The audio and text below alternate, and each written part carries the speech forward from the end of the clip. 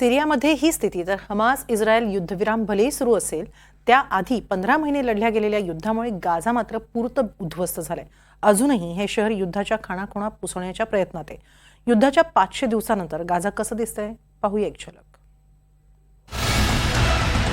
नजर जाईल तिथे केवळ बेचिराग गाझाच दिसतंय। मोडकळीला आलेल्या इमारती, सिमेंट मातीचे ढिगारे, तुटपुंजा निवाऱ्यासाठी उभारलेले तंबू आणि सर्वत्र केवळ विध्वंस दिसतोय। सोमवारी हमास इस्रायल युद्धाला 500 दिवस पूर्ण झाले। 7 ऑक्टोबर 2023 रोजी हे युद्ध सुरू झालं होतं। आता दोन्ही बाजूंमध्ये युद्धविराम झालाय। या युद्धबंदीलाही महिना उलटून गेलाय। आता 500 दिवसांनंतर या शहराचा फेरफटका मारला तरी केवळ उद्ध्वस्त गाझाच नजरेला पडतं। याच मोडून पडलेल्या शहरातून गाझावासीय हताश फिरताना दिसतात।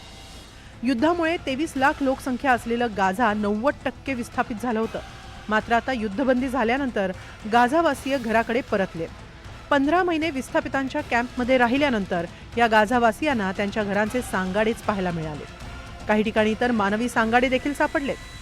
युद्ध थांबलं असलं तरी काही ठिकाणी न फुटलेले बॉम्बही आढळून येत आहेत। युद्धामुळे सुमारे 48,000 गाझावासियांचा मृत्यू झालाय।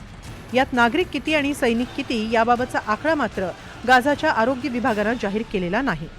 तर यात 17,000 दहशतवादी ठार केल्याचा दावा इस्रायलनं केलाय। त्यांच्याकडे याबाबतचे पुरावे असल्याचे इस्रायलचं म्हणणं आहे। दरम्यान 7 ऑक्टोबर 2023 रोजी हमासनं दक्षिण इस्रायलवर केलेल्या हल्ल्यावेळी 1200 जणांचा बळी गेला होता, तर 250 जणांना ओलीस ठेवण्यात आलं होतं। इस्रायलनं तातडीनं युद्ध पुकारत काही पॅलेस्टिनींनाही कैद केलं होतं। मात्र 20 जानेवारीला युद्धबंदी सुरू झाल्यानंतर ओलीस आणि कैद्यांची देवाणघेवाण सुरू झाली। ओलिसांपैकी 70 जण अजूनही हमासच्या ताब्यात आहेत।